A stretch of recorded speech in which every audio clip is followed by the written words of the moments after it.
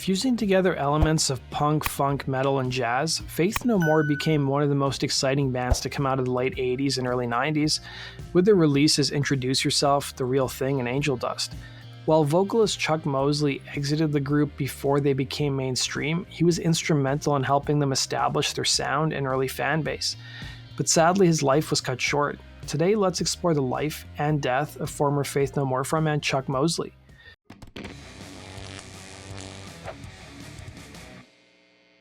Adopted at the age of 1, Mosley would be born in Hollywood, but he would be raised in both Venice and South LA.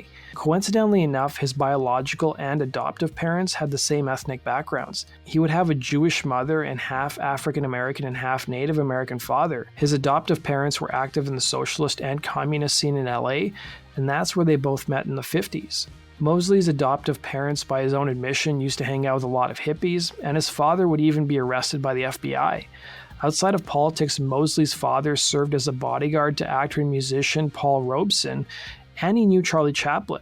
Mosley would meet Faith No More bassist Billy Gould in 1977 when both of them attended a punk rock show for the band Zeros. Mosley would join Gould's first band, The Animated, as a keyboardist, and they would soon go their separate ways, with Mosley founding the punk group Haircuts That Kill. Soon enough, Mosley would reconnect with Gould around 1984 in his new outfit, Faith No More, as a stand-in singer. The band had played with a few vocalists at this point in time, including Courtney Love. Yes, that Courtney Love. Mosley would joke about his expected short stint with the band, telling Popdose, 3 shows turned into 5, turned into 10, turned into a few years, he'd say. Producer Matt Wallace would work with the band on their debut 1985 album, We Care a Lot, and recalled how Mosley brought a punk rock approach to his vocals, recalling to Popdose, "For the first day, Chuck just literally did screaming, hardcore punk for lack of a better word. We took him to the side and was like, you know Frank Sinatra? Do a little melody in your voice." And to Chuck's credit, he came in the next day and he was singing, he'd say. Their debut album was released on indie label Mortem, with very few copies being released. Despite the lack of copies in circulation, their debut album caught the attention of Slash Records, who put out their follow-up, Introduce Yourself. Due to the low profile of We Care a Lot, many people thought Introduce Yourself was Faith No More's debut album. The record would feature a re-recording of We Care a Lot, which would get some exposure on MTV. Despite rave reviews and a faithful following in the UK, Faith No More's future seemed uncertain, as the record sales simply weren't there.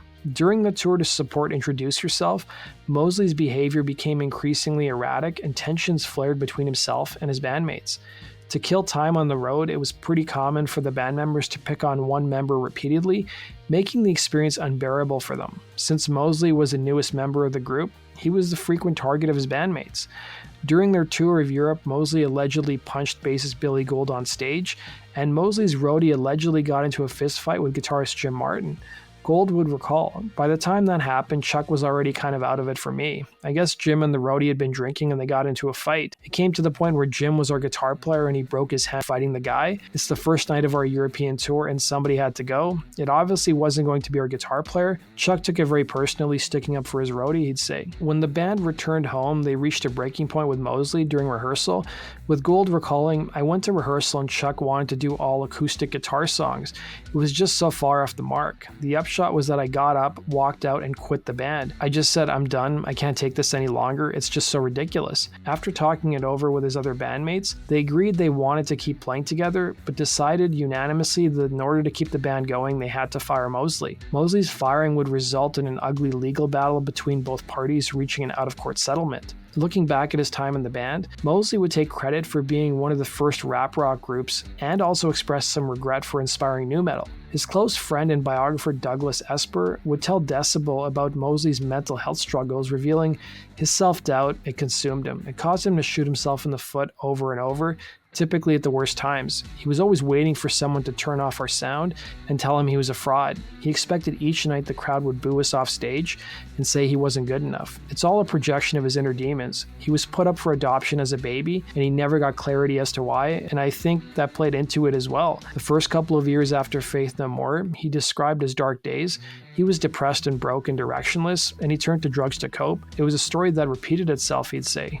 After a brief stint with Bad Brains in the early 90s, Mosley found himself back at square one as the group reformed with their longtime vocalist HR. He would then form the band Cement, who had some success, but ahead of releasing their second album, the group was involved in a bad tour bus accident, and Mosley suffered severe injuries to his back, prematurely ending the group. Soon afterwards, he got hooked on pain medication, and once again, the singer found himself in square one. By the late 90s and 2000s, Mosley relocated to Cleveland, Ohio, mostly working as a chef, and taking care of his 2 children with his partner. His biographer perfectly summarized Mosley's struggle in life during this period in time, saying, to Chuck's credit, he tried again and again to rebuild and restart, but found it harder and harder with less buzz in return. Even as a Chuck fan, I was unaware of what he was doing, as this happened pre-internet, pre-music websites, pre-24-hour news cycle.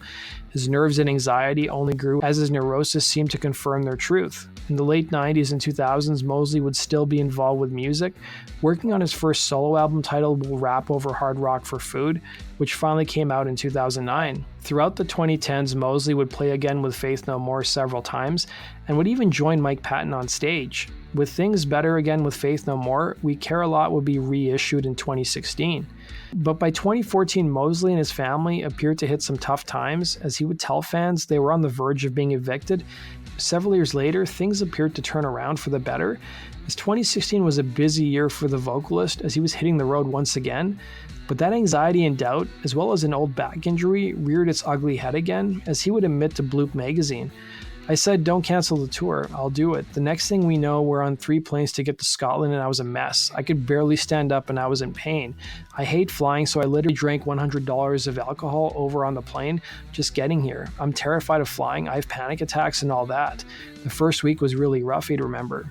The same year, Mosley was working on several other musical projects, including one with his old band VUA, a second album with his old band Cement, in addition to recording an acoustic EP, and was part of a group called Primitive Race, which featured members of Typo Negative and Prong. But sadly, on November 9th, 2017, Mosley, who was 57 at the time, was found by his partner Pip Logan and their friend in the living room of their house in Cleveland. He would die to a drug overdose. His family would release a statement that read, after a long period of sobriety, Charles Henry Mosley III lost his life on November 9, 2017 due to the disease of addiction. We're sharing the manner in which he passed in hopes that it might serve as a warning or a wake-up call or beacon to anyone else struggling for sobriety. He is survived by his long-term partner Pip Logan, 2 daughters, and his grandson. The family will be accepting donations for funeral expenses. The members of Faith No More would also release a statement that read, it's with a heavy, heavy heart we acknowledge the passing of our friend and bandmate, Chuck Mosley. He was a reckless and caterwauling force of energy who delivered with conviction and helped set us on a track of uniqueness and originality